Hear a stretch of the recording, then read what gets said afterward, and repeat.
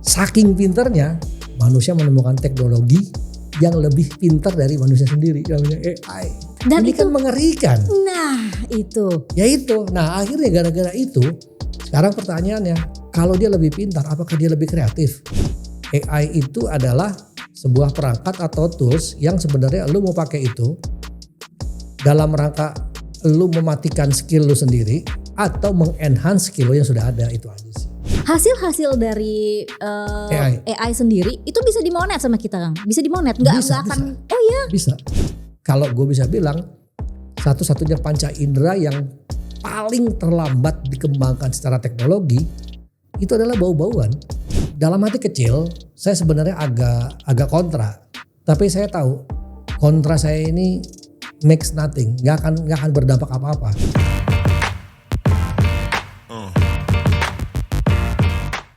Halo, ketemu lagi di Creative Insight sama saya Moto dan bersama Trias. Terima kasih diundang lagi, Kang. Iya, terima kasih juga sudah mau datang ngobrol-ngobrol lagi, ngalor ngidul, tapi masih tetap seputar kreatif. Sementara saya pengen tahu tentang hal-hal lain yang disibukkan oleh Kak Trias nih. Sekarang lagi sibuk apa Kak Trias nih? Pokoknya kalau ngobrol sama Kang Mo tuh gak ada habisnya karena ngobrolin apaan aja tuh ada aja yang dibicarain. Sementara obrolan kita di sini emang kemana-mana sih ya. Iya benar. Oke. Gimana? Nah Kang, kalau seputar kreatif zaman sekarang ini kan banyak banget orang berlomba-lomba jadi konten kreator. Konten kreator, iya. Nah, dan sekarang ini juga kita namanya seorang konten kreator ya kan. Saya sempat bikin konten sendiri di YouTube, di Instagram. Nah, ingin sekali nih jadi konten kreator yang nantinya bisa jadi KOL besar lah ibarat kata gitu. Tapi ternyata melakukan sendiri dengan tim kecil itu sungguh berat ya Kang. Pada saat itu belum ada AI. Oh, oke.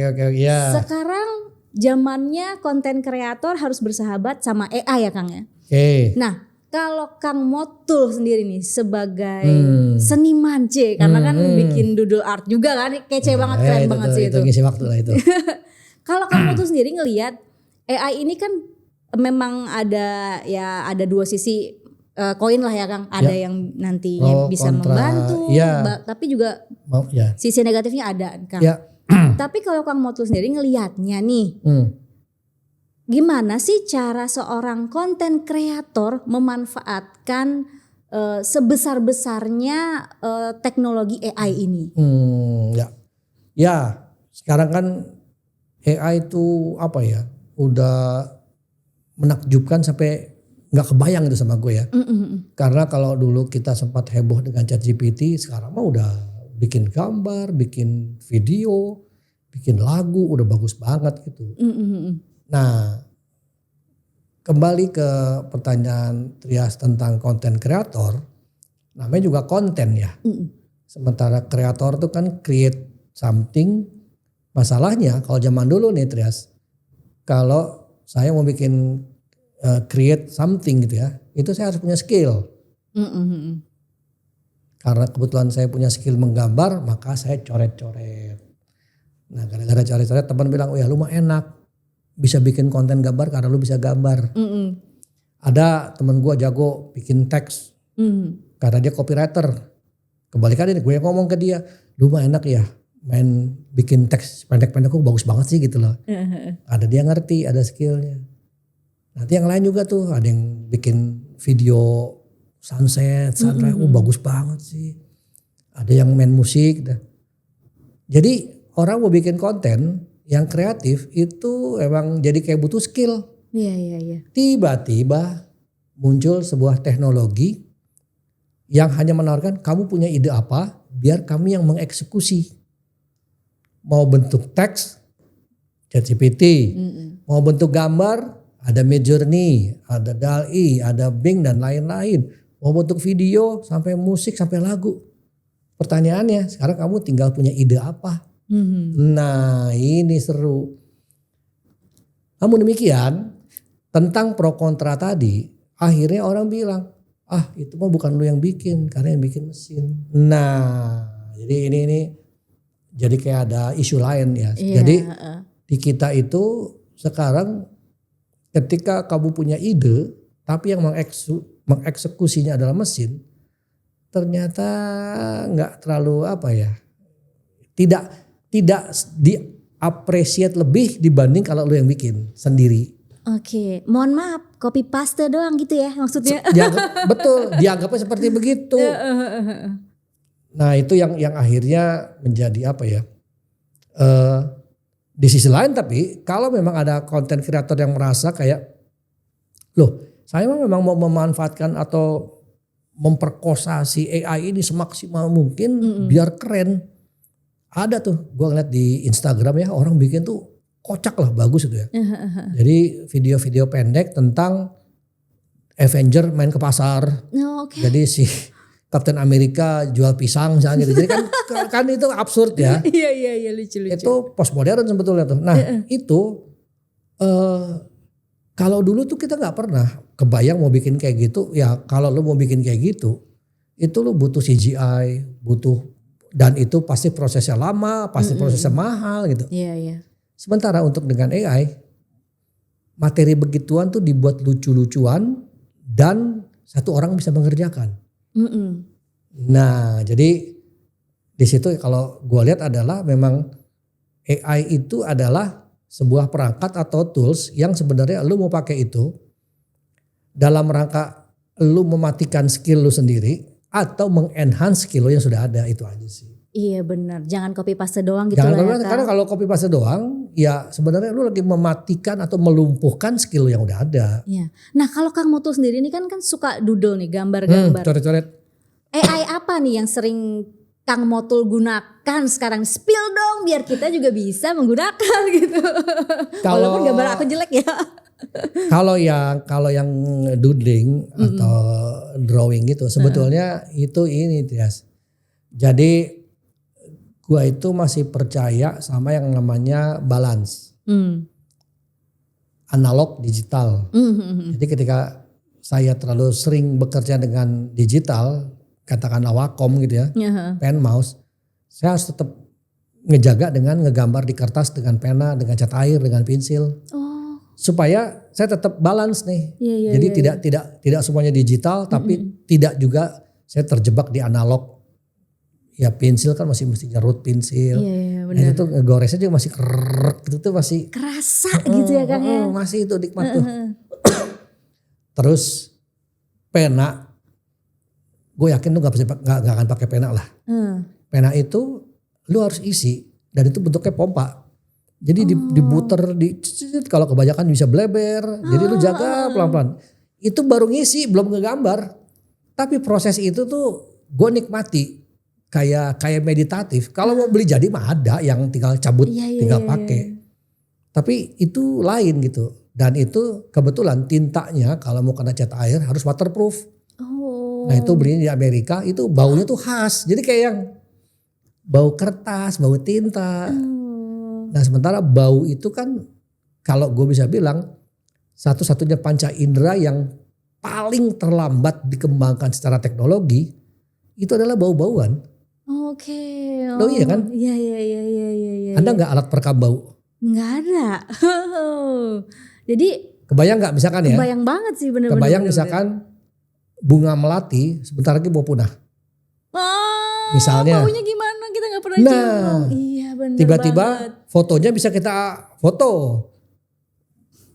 Pakai video bisa melati.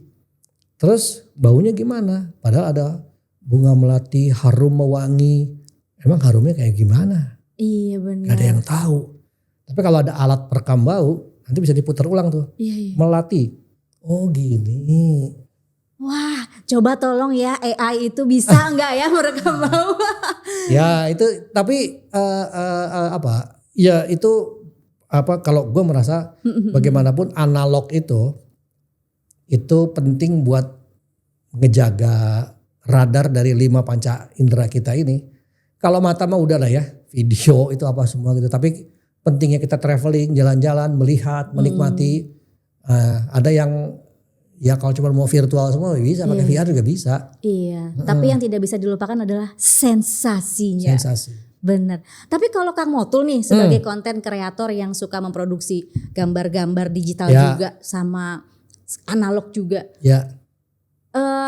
Kalau kita ngobrolin sensasi tentu beda banget ya Kang ya. Betul. Tapi kalau dari hasil atau kualitasnya sendiri plus sama make AI, bisa nggak Kang dijabarin kira-kira lebih nikmatnya yang mana gitu, kelebihannya di sini gitu Kang? Kalau AI itu tuh menakjubkan karena pertama cepat. Benar-benar. Jadi gini, hasil yang luar biasa, edan, anjrit lah gitu ya, itu bisa dikerjakan sangat cepat, hanya dalam waktu 1 menit 2 menit jadi gitu. Iya. Dulu ya gue bisa gambar, gue suka gambar atau gue jago gambar ya. Tapi untuk menggambar sedetil itu, sebagus itu tetap butuh paling itu berjam-jam itu. Itu pun dengan beberapa kali gagal dulu kan nggak mungkin. Nah, tapi AI ini tuh kayak astaga kok gue bisa bikin secepat ini hanya dengan gue perintah gitu loh. Nah itu rasanya sih. Itu penemuan manusia tergokil sepanjang sejarah ya ini gitu. Kita manusia dikasih kemampuan bisa create something dan sifat orang yang seneng create jadinya kreatif. Nah sementara mesin dia bisa menandingi, nyebutnya generate, makanya generatif. Jadi kalau kita adalah orang yang kreatif, lawan kita adalah AI yang generatif, kira-kira gitu. Nah ini lu mau ngelawan atau dia yang harus gue suruh-suruh nih gitu. Makanya gue lebih memilih dia harus gue yang suruh gitu. Gue gak kepengen ketergantungan sama dia. Jadi kalau boleh mundur nih Trias, sejarah manusia itu adalah makhluk yang sebenarnya kalah nih dengan hewan. Kalah kuat, kalah cepat gitu ya, tapi manusia lebih pintar. Jadi manusia adalah makhluk paling pintar di bumi. Karena kita kalah kuat sama gajah, sama badak. Tiba-tiba dengan pintarnya tadi, manusia bisa mengalahkan gajah, bisa mengalahkan badak, bisa mengalahkan kuda nil dengan apa? Ya teknologi. Bajak sawah dikendalikan. Kemudian manusia bisa lebih cepat dibanding kuda dengan cara manusia nunggang kuda. Selesai kuda, manusia menemukan sepeda, menemukan motor, menemukan pesawat terbang. Kalah tuh hewan semua tuh. Cuman gara-gara manusia punya kepintaran. Saking pintarnya, manusia menemukan teknologi yang lebih pintar dari manusia sendiri, namanya AI. Dan ini itu kan mengerikan. Nah itu. Ya itu. Nah akhirnya gara-gara itu, sekarang pertanyaannya, kalau dia lebih pintar, apakah dia lebih kreatif? Konsepnya itu kan gokil gitu. Nah, makanya bagi gua, betul AI ada plusnya, tapi bagaimana mengcounternya? Kalau gua sih, bagaimanapun panca indera manusia, kalau kita mau menjaga indrawi manusia ini, gua nggak mau terjebak di AI, walaupun gambar AI itu memukau ya. Iya. Itu betul. Tapi gua butuh sensasi lain. Karena bagaimanapun saya ngegambar bau kertas, tumpah, tangan belepetan, itu tuh hal yang sebenarnya menyebalkan tapi manusiawi gitu loh. Dan itu menjadi hal yang seru. Makanya kalau kita ngeliat di konten kan, chat semua itu tuh kayak jerit. Nah itu menurut gue itu lebih manusiawi sih. Iya, lebih ngeliatnya asik banget ya. Sedangkan kalau di AI kita cuman ketak jadi gitu ya Kang. Tapi kalau Kang Motul sendiri ini kan kalau per AI-an ini ada yang pro, ada yang kontra. Kang Motul posisinya di mana nih? Apakah ganyang AI gitu? Apakah berat ada yang gitu? Nanti, kalau saya dalam posisi pro. Kenapa saya pro? Dalam hati kecil, saya sebenarnya agak kontra. Hati kecil ya. Tapi saya tahu kontra saya ini makes nothing, nggak akan berdampak apa-apa. Saya kontra gini, dulu ini bukan karena sebenarnya gue nggak mau ngomong umur ya. Jangan dong tolong. Tapi masalahnya, celakanya gue itu mengalami masa-masa transisi teknologi itu gitu loh. Jadi waktu internet itu muncul, menggambar digital itu muncul, itu kayaknya sesederhana gini deh. Teknologi Andu itu tuh wah, bayangin manusia itu tuh it's okay membuat being mistake tuh it's okay, tinggal control Z gitu loh. Semudah itu jadinya. Semudah itu dan dalam sebuah kita membuat karya itu pasti kita bikin salah gitu loh. Iya. Makanya ada istilah sketsa, di sketsa dulu nanti kalau yang baru ditebelin gitu. Sementara kalau di digital nggak apa-apa bikin salah, tinggal diandu kok. Dan itu membuat kita jadi berani mencoba gitu loh. Iya. Keunggulan teknologi itu saya sempat ngalamin di saat orang-orang tuh nggak mau pakai digital drawing tuh, wah itu nggak ini gitu. Pertama, kedua gue mengalami yang namanya teknologi di video. Ada masanya orang film itu tuh nggak suka dengan HD, dengan video digital, iya. Semua harus celluloid. Jadi kayak ngomong festival film, oh itu bukan film karena nggak pakai film, dia mah pakai digital. Oke. Pakai hard disk. Iya. Kan konsep film itu sebetulnya kan karena bahan film. Iya benar juga. Yang harus diproses lewat kimia, cuci cetak. Benar. Itu kan film, maksudnya itu film itu. Iya. Apa unsur film gitu. Nah itu ribut waktu itu. Dan ada kubu-kubuan pro digital sama yang film. Iya.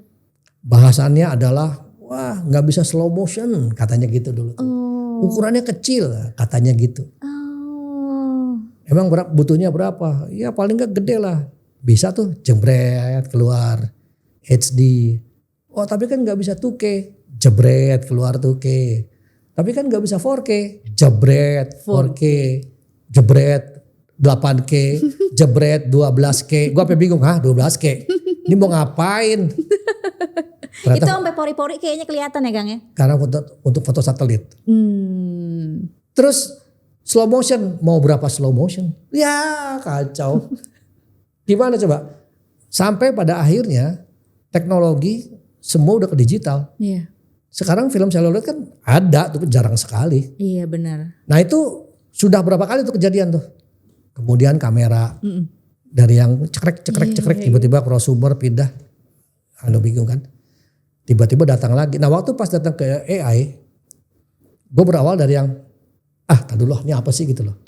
Agak ini lama-lama kok ini enggak. Nah waktu itu yang menguatkan gue kenapa tadi gue akhirnya ada GoPro.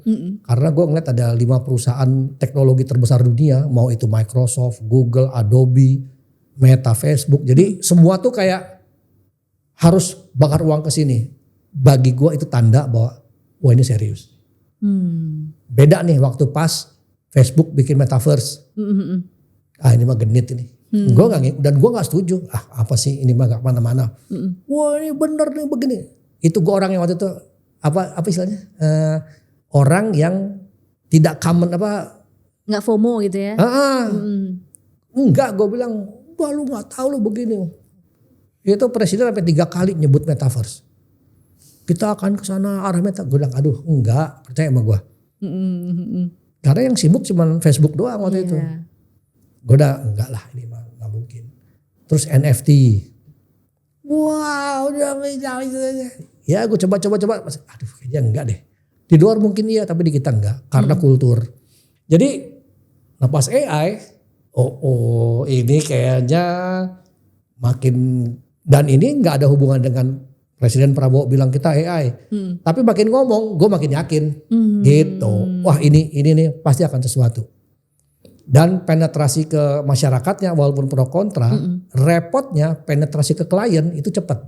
Lah sekarang kalau kliennya minta, iya benar. Kamu setuju nggak setuju ya saya cari yang setuju. Iya benar juga. Mulailah disrupsi. Saya mencari penulis atau yang bisa ngedit tulisan dari AI.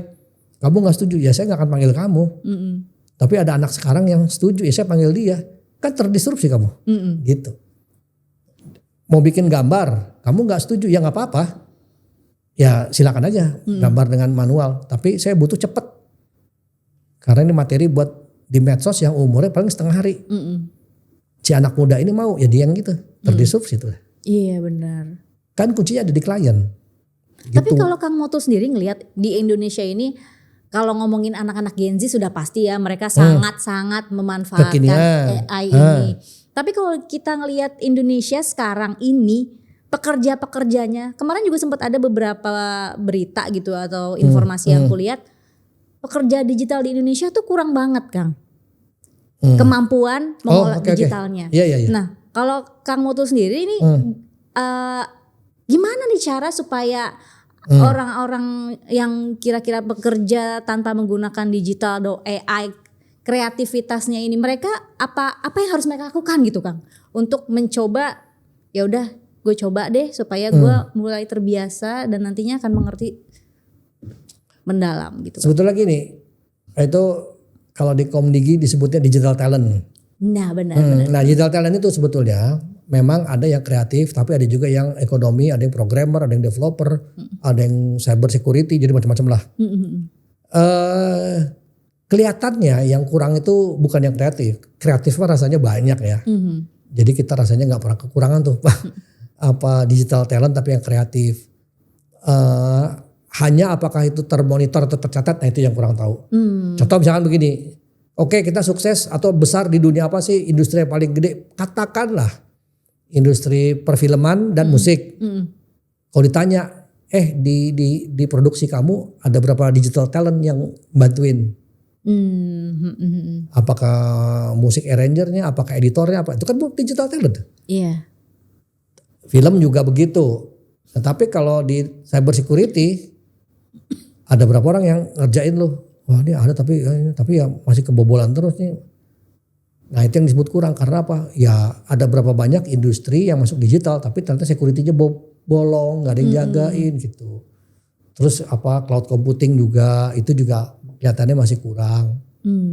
Nah itu kalau yang saya dengar dari Komdigi itu ternyata Indonesia itu tuh butuh 450.000 per tahun. Wow, oke, banyak ya? Banyak. Jadi mereka mengejar dalam 2030 itu akan memenuhi sekitar 20 juta atau berapa gitu. Nah itu sebetulnya peluang. Buat teman-teman yang katakanlah baru SMA terus mau mengarah sebenarnya gue akan kemana sih? Jangan-jangan itu peluang bahwa masuk ke ekosistem atau digital talent itu tuh peluang.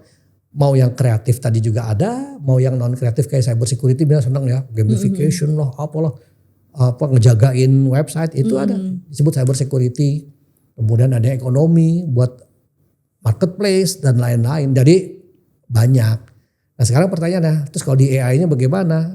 Kelihatannya sih dugaan gua ke depan itu AI itu ini ya nggak akan seperti tools kayak aplikasi yang kita bisa pakai gitu. Tapi dia sudah ada di belakang kita nggak tahu gitu. Wow. Ya seperti kita pakai Adobe hari ini lah. Iya. Atau kita pakai Canva hari ini, kan nggak sadar kita tiba-tiba di belakang itu ada AI-nya tuh gitu. Iya. Atau kita pesen aplikasi makanan di belakangnya udah ada. Ya walaupun AI-nya masih sebatas algoritma sederhana, tapi itu kan bagian dari menuju ke sana. Nah udah tuh kalau udah gak ketahuan begitu, tapi kita tetap savvy, tetap lancar. Sebetulnya dia udah digital talent tuh. Iya. Ya kira-kira gitu sih ya. Jadi kebutuhan besar dan ada. Apakah itu nunggu lowongan dari perusahaan? Rasanya lu bikin kerjaan sendiri pun masih bisa itu. Iya. UMKM digital kan tinggi itu nanti. Iya. Banyak banget itu. Wah, jadi konten kreator ini memang bisa banget. Pokoknya harus savvy sama AI. Iya. Teknologi yang sedang berkembang. Dan juga. jangan berpaling. Jadi gini ya. Bagi yang tidak setuju dengan AI. Kata-kata bagian yang kontra, nggak apa-apa. Artinya itu kan pilihan. Hanya saran saya jangan berpaling.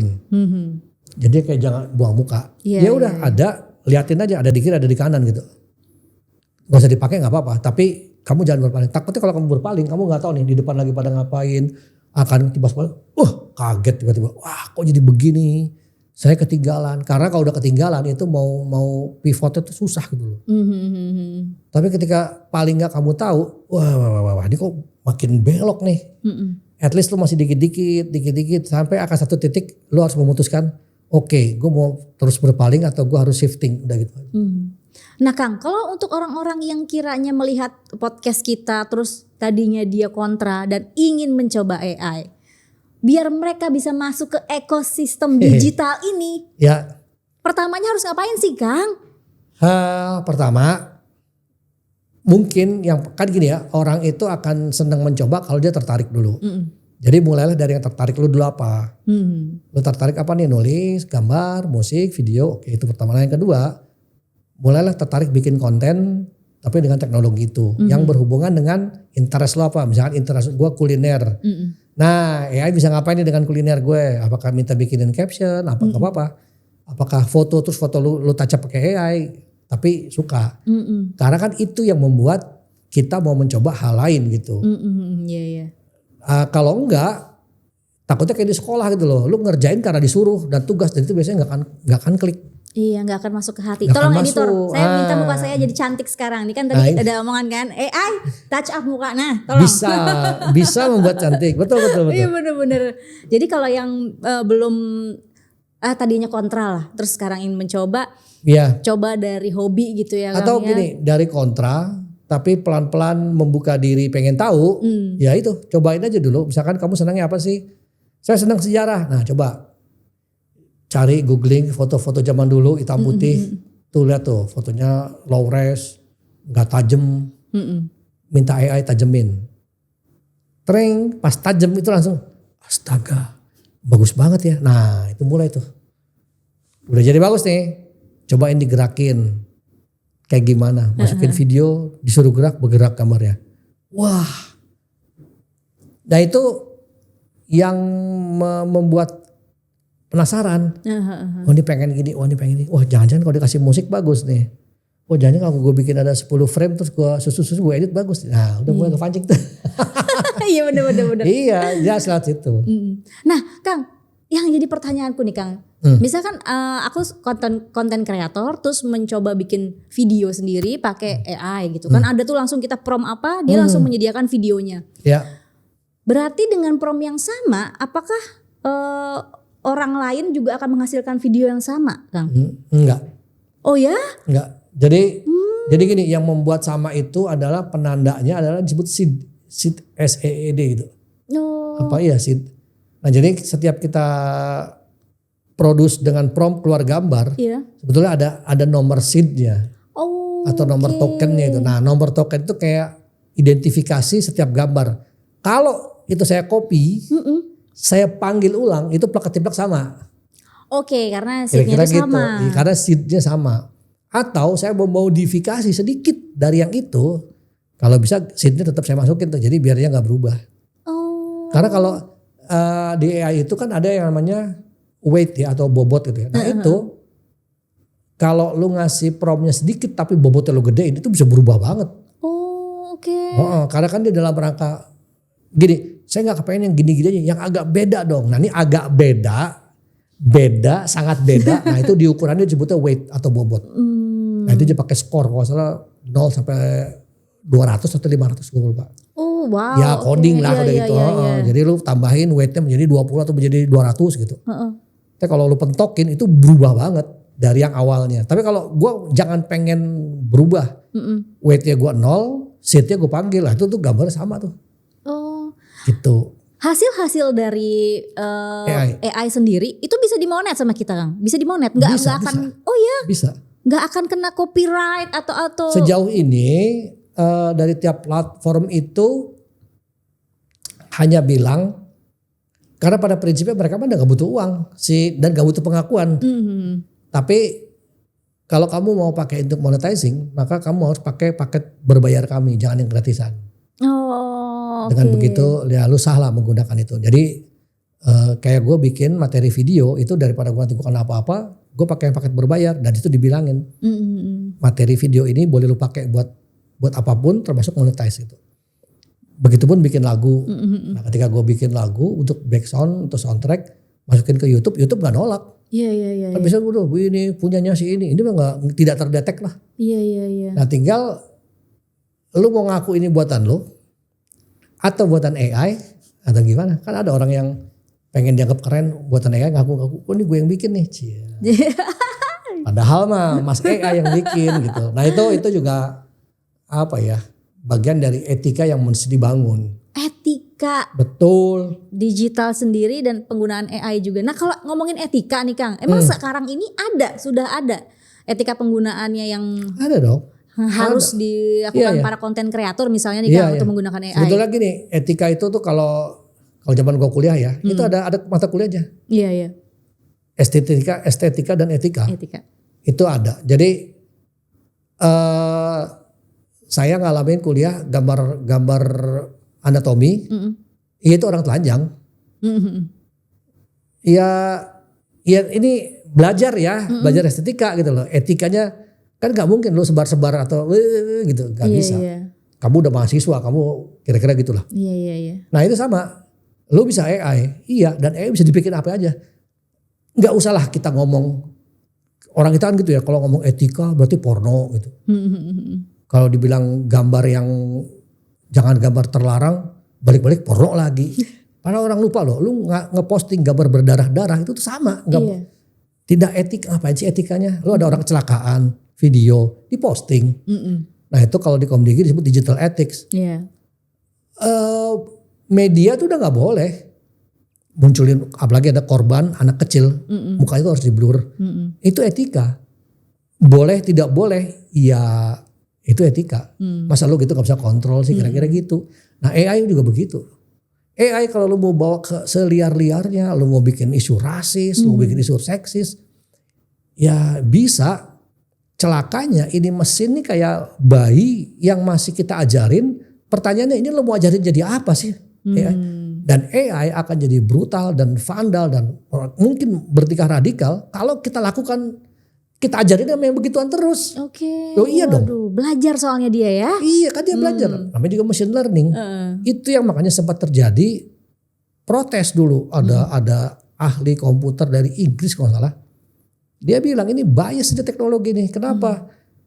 Ternyata datasetnya itu ngambil semua dari budaya barat dan orang kulit putih. Oke. Repot. Dan ternyata dari dataset itu orang kulit hitam cenderung bad guy. Iya. Kan fatal. Bener. Gitu.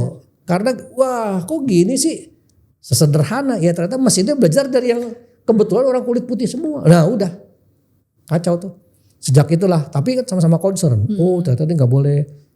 Akhirnya mulai dicari yang lain. Oke. Jadi memang etiknya juga harus banget ya. Harus. Justru itu menurut gue harus. Termasuk isu copyright. Iya. Ini kan karya orang. AI bisa aja ngejiplak atau ngakalin bisa. Tapi kan lu etika lah. Ini orang masih hidup loh. Masa sih gitu-gitu loh. Okay. Janganlah gitu. Nah maksudnya kalau ngomong bisa. Ini tuh AI tuh persis kayak anak baru lulus SMA minta kos. Orang tua aja mengizinkan. Enggak. Ayah ibu enggak ngelarang kamu. Kamu yang atur sendiri. Lu mau pulang malam terserah. Kamu yang atur sendiri. Besok kesian. Itu kayak dibebasin tapi membuat kita jadi malah hati-hati gitu loh. Iya benar. Karena kalau sampai pemerintah tiba-tiba bikin aturan ini dilarang. Lebih males kan. Lebih ribet juga jadinya. Lebih ribet. Nah mendingan udahlah kita yang kontrol. Kita yang punya etika. Kita yang atur. Kitanya etik. Sosial etik juga ada. Jadi sama-sama jaga lah. Oh oke. Begitu kira-kira. Oke, seru-seru banget ya AI ini. Seru. Aduh, kan kalau misalkan AI sekarang nih yang Akang tahu nih soal AI, yang paling banyak digunakan saat ini itu apa sih Kang? Masih ChatGPT. Masih ChatGPT. Oh, aku pernah lihat videonya tuh. ChatGPT sekarang bisa podcast kayak kita gini. Iya. Nah, iya. Kang mau tuh gimana ngeliat itu? Peran saya nanti kemana Kang? Gitu. Karena gini ya. Text to voice itu kan teknologi lama. Atau voice to text. Jadi orang ngomong saya dapat transkripnya itu juga udah lama. Text to voice saya ngetik keluar suara itu udah lama. Nah cuman AI membuat voice itu menjadi lebih humanis. Emosinya bisa lebih nyamain lah. Dua arah kan. Nah sekarang kalau kita sama ChatGPT ngobrolnya masih pakai chat, tapi juga ngechat ya, ngetik. Itu kan nggak susah, tinggal convert ke audio, dibikin otomatis, semua jawab. Itu kan kayak kita nanya ke Siri, Alexa, kan sama. Udah itu mau teknologi tahun kapan itu. Dan itu bedanya sekarang otaknya pakai ChatGPT. Kalau, hai Alexa, pasang musik, pasang dia, ting ting ting, pasang lagu bernadia, dipasang. Ketika kamu suka nggak bernadia? Hah apa? Nggak ngerti. Karena ini perintahnya kok komandnya saya nggak ngerti ya. Iya. Tapi kalau dia udah pakai mesin ChatGPT. Hai Alexa, pasangin Bernadia. Baik betul, pasangin. Kamu suka nggak Bernadia? Oh, nanti pasti jawab. Oh ya, bagus. Menurut kamu yang Bernadia ini bagusnya kenapa? Dia bisa jawab. Kebayang kayak gitu kayak, kok bisa begini ya? Gue udah kayak gila nih ngomong sama mesin. Iya. Ya begitulah. Iya lagi. Dan itu kan nanti arahnya kan ke customer service. Customer service itu kan adalah profesi yang sebetulnya harus menjawab Q&A FAQ, frequently asking. Jadi itu menjawab pertanyaan yang udah sering ditanyain berulang-ulang, iya. Tapi tetap harus sabar. Iya benar. Sementara itu pakai emosi. AI nggak ada emosi. Iya benar. Kamu mau tanya sampai diulang-ulang berjuta-juta kali ya, dia kan jawab terus, nggak masalah dia. Aduh, customer service. Nah, tolong ini, berjuang. Semoga customer service juga tidak hati-hati.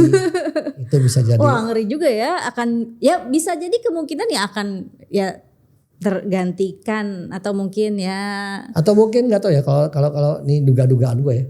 Ke depan itu ketika ada AI, profesi customer service yang sabar mbak-mbak itu nanti akan mendampingi Gen X yang kayak gua yang udah gagap teknologi atau males ngikutin AI, jadi private customer service lah jadi kayak cekin dong itu dong, ini dong gitu.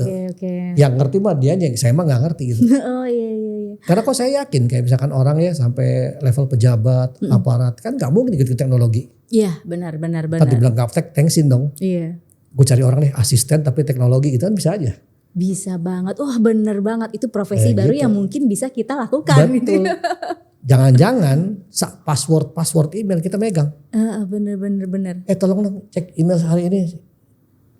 Orangnya aja. Iya. Tak.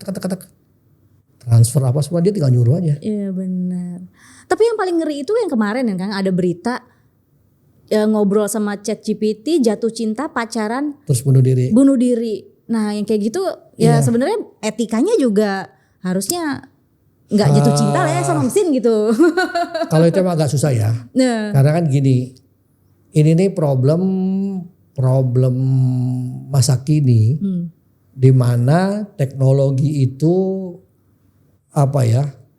benar-benar kan gini, kita itu ini kalau ngomong di teorinya nih ya, filosofinya, kita itu hidup di dunia simulasi, simulacrum, simulacra. Jadi dunia simulasi itu gini, kok kita bisa nonton Avenger itu kita bisa tergugah dan menerima bahwa ini tuh seperti real gitu loh. Bahwa kita tahu ini tuh bohong, ini tuh gak ada. Gak ada itu pohon bisa ngomong tuh gerut. Ya udahlah. Kenapa gue bisa sedih ya pas si gerutnya. Iya meninggoy. Iya kan jadi kayak. Benar. Gue tahu ini bohong tapi kenapa gue sedih ya. Pakai hati lagi. Aduh lah. Itu kan bohong betul. Iya tapi itu tuh bagaimana manusia begitu canggih membuat simulasi sebuah kenyataan realita itu disimulasikan dengan merangsang otak kita sampai kita bisa percaya, itu kan gila itu. Banget. Serem Jadi zaman dulu ketika orang zaman gereja Roma itu orang pelukis begitu realis gitu ya, bikin detil kayak detil sampai kita tergugah. Ada Bunda Maria begitu detil, bisa tergugah. Itu baru lukisan. Masuk teknologi foto, bagus sekali bisa merekam alam gini. Masuk video. Sekarang nggak perlu merekam, kamu bikin sendiri hal yang tidak ada, yaitu disebut simulacrum tadi. Ini adalah simulasi kenyataan hiperrealita yang tidak ada tapi kok kayak ada. Iya. Kita menerima cerita Game of Thrones itu seperti yang seperti ada itu putri dengan naga. Nggak ada lagi, gimana sih? Enggak lagi ada, jangan sampai kita bisa ngomong jangan-jangan dulu tuh ada tuh apa begitu kan gila. Iya. Nah tapi Itu yang membuat rasa sampai tiba-tiba itu kan film semua orang nonton. Sekarang kebayang nggak ada yang personal. Ya langsung direct ke dia. Motor kok kelihatan capek. Anjir. Ada yang perhatian. Kok lu ngerti gua sih? Padahal dia nggak ngerti. Random aja. Kenapa? Ya si Motor baru pulang jam segini. Dari tadi nggak pegang handphone berarti sibuk banget. Tiba-tiba tanya. Hari ini sibuk banget ya? Apa nggak mending mandi air panas? Gue diperhatiin. Baper gue. Iya bener-bener. Tiba-tiba gue ngechat dia gak jawab. Anjing gue ditinggal sama dia. Kamu kok cuek? Kamu kemana? Padahal koneksi gue putus. Baper gue, bunuh diri gue. Wah ternyata dia juga gak merhatiin gue. Itu kacau. Dan itu kalau dibilang kok bisa begitu ya? Ya sama. S3 juga ada yang ketipu pinjol atau judol kok. Iya. Iya, siapa yang bisa jamin?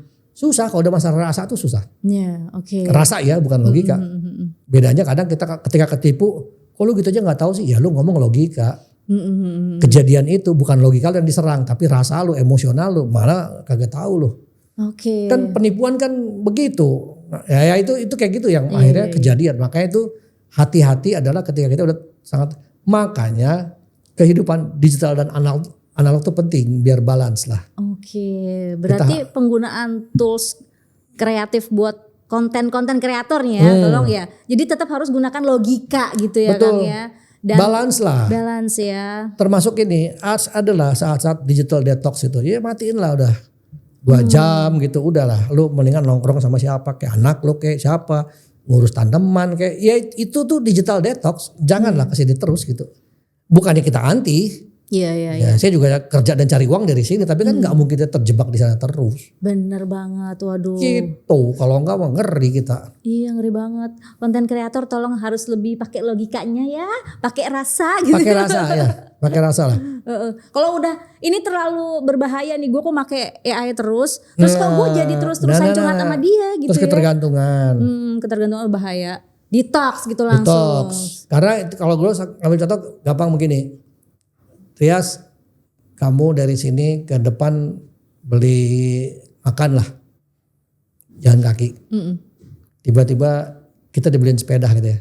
Jadi gampang ke sepeda kan. Tiba-tiba dibeliin motor listrik, baterai iya gampang. Tiba suatu ketika dua-duanya gak ada. Beliin itu dong. Enggak males lah. Kenapa gak ada sepeda? Lah biasanya juga lu jalan kok. Iya. Punya kaki gitu. Punya kaki dan bisa. Enggak nanti aja deh. Nah itu kebayang gak? Kamu sebenarnya bisa kamu gambar, nulis bisa nih. Sejak ada AI lu terbantukan. Seperti sepeda dan motor listrik. Iya. Tiba-tiba itu gak ada terus lu gak mau nulis. Kan kacau. Iya benar. Yang lebih celaka sejak itu ternyata kaki lu udah gak selincah dulu. Gampang pegel gue jalan. Ya gara-gara gak pernah dipakai. Iya. Itu bisa terjadi. Makanya dulu banyak orang bilang kan, kita curiga jangan-jangan orang zaman dulu tuh emang kuat-kuat, gede-gede, tahan cuaca, kena hujan juga gak apa-apa, dilap dikit ya sehat. Karena emang dia teradaptasi dengan alam, dengan keterbatasan. Ketika kita udah kenal baju, kenal jaket, ya elah baru masuk mobil kena AC, aduh gue kayaknya. Bener. Iya banget lagi kan. Iya, karena kita udah, sebenarnya kita tuh punya kemampuan. Ada yang lebih ekstrim. Ada yang bilang, kita tuh dulu manusia itu tuh bukan 5 indera, ada lebih. Tapi karena teknologi akhirnya mematikan atau menutup indera-indera kita itu. Itu kan kayak seru banget ini konsepnya. Tapi nggak tahu. Ya kayak feeling, insting. Jangan-jangan sebenarnya kita ada tuh panca indera khusus insting gitu. Kita nggak tahu. Benar-benar. Aduh menarik banget ya. Aduh saya request Kang Motul kapan-kapan coba bikin podcast sama AI ngobrol gitu. Waduh kayak gimana sih? Boleh juga tuh. Apa membahas hal-hal yang aneh gitu ya. Iya bener Kang. Yang mungkin UFO. Iya nah itu. Membahas UFO bersama AI. Itu kalau kata Yuval Harari. AI itu singkatan dari Alien Intelligent. Gokil ya. Gokil. Jadi kepintaran AI itu ya kepintarannya level alien. Oh no. Jadi jangan-jangan kita.